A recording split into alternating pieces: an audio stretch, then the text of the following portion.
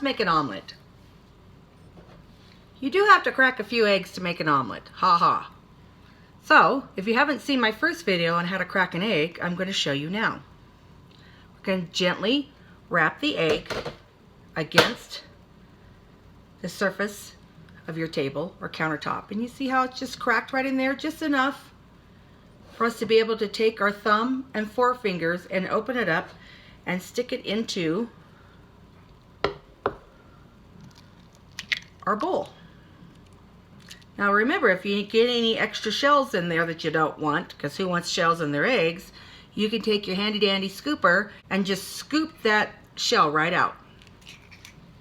Alright, I am going to make a personal size omelet, and I like to use 2 eggs for that, and a small pan, about 8 by 8 pan. And you're just going to start to scramble your eggs with your wire whisk.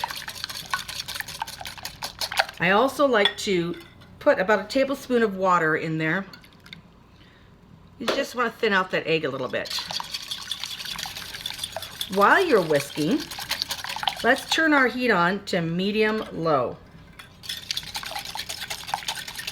That's right in between medium and low. And just keep whisking your egg and make sure that you cannot distinguish between egg white and egg yolk. You just want it all to be a creamy yellow consistency. Now that we're done whisking and our pan is heating up, add about a half a tablespoon of butter, or if you like to use bacon grease, anything like that, you can use that too. And taking your rubber spatula, just swirl that butter around the pan. We really want to coat that pan. Alright, if you want to swirl your pan too to make sure you get all sides, that's great. We're going to need a plate to put our omelet on once we're done. Also, there's condiments you want to put inside the omelet. You can do pickled jalapenos, cheese, I got red bell pepper, fresh chopped tomato, sliced green onions, of course salt and pepper. Okay, once we know our pan is warm, we don't want it too hot because we don't want the eggs to cook too quickly. We now take our eggs, our whisked eggs, and pour them into our pan.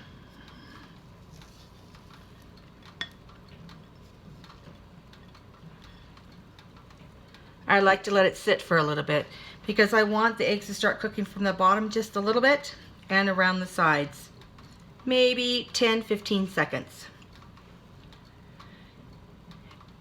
And as you can see, I'm going to push the eggs just to the center on both sides, front and back, and then from side to side. What you're doing is you're drawing into the center the cooked egg.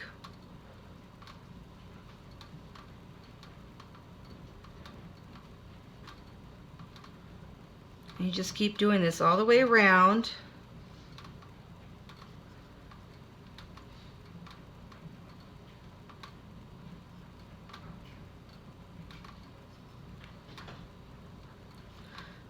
Take your spatula and just kind of go around the edge. Make sure it's not sticking. Shouldn't be. I'm going to push some again. As I'm pushing it in, if you can see, the raw egg is flooding the area that used to have cooked egg. And that's how you're getting everything cooked evenly all the way through.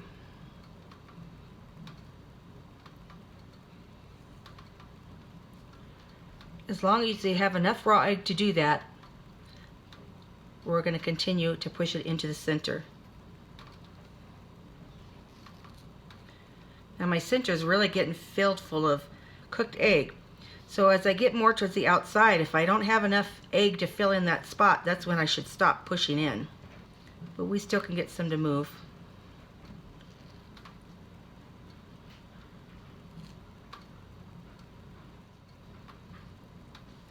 See how it's starting to get thick along the sides and I'm not being able to get so much of that raw egg to move into the place where the cooked egg was at? Well, once we get to that stage, we want to be careful because we want to make sure we're going to still get a full, flat pancake of egg. I guess that's the best way to describe it. Looks like a pancake.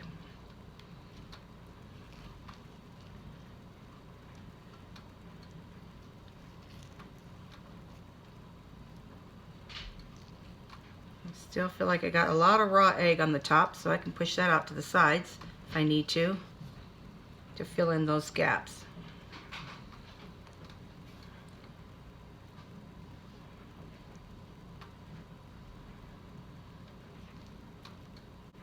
This does take patience and it does take time.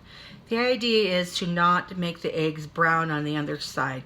Brown eggs do not taste good.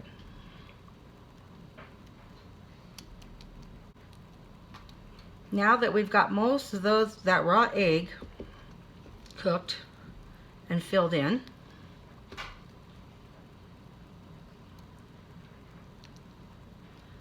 we're going to let it sit and we're just going to let it cook a little longer because we want these eggs to set up. If you feel like your egg is not cooking fast enough on the top, we don't want to disturb it too much anymore, you can put a lid on top and let it sit there and it will help cook the egg a little quicker.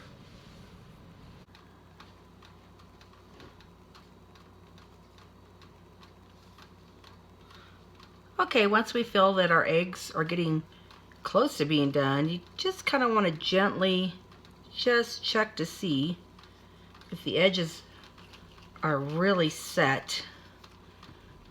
Still a little loose. This is where you just got to keep your eye on it because at the end there it can cook quite quickly.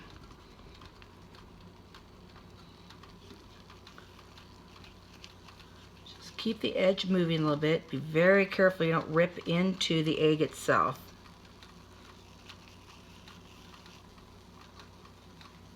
If you feel like you need to turn up your heat, don't turn it up to medium, turn it just below that because it can really start cooking. Okay, now you see my eggs have changed. They're not quite as shiny. They're definitely not loose. I'm going to take them off the heat.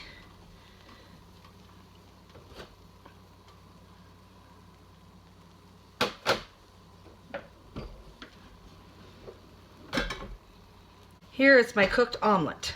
But, of course, you want to add a little bit of seasoning, salt and pepper to taste.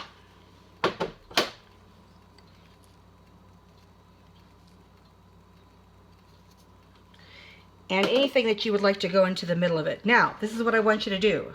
I want you to keep the handle pointed towards your body.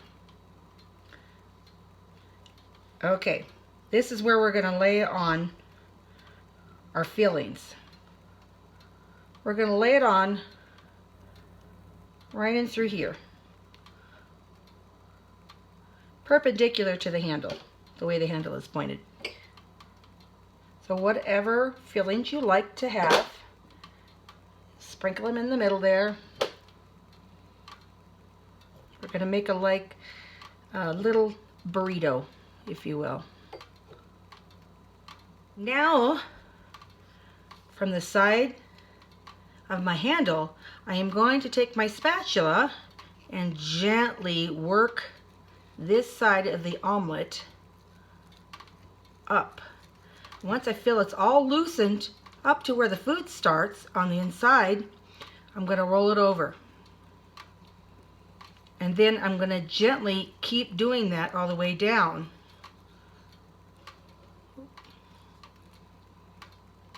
If you feel it necessary, you can loosen the other side first too.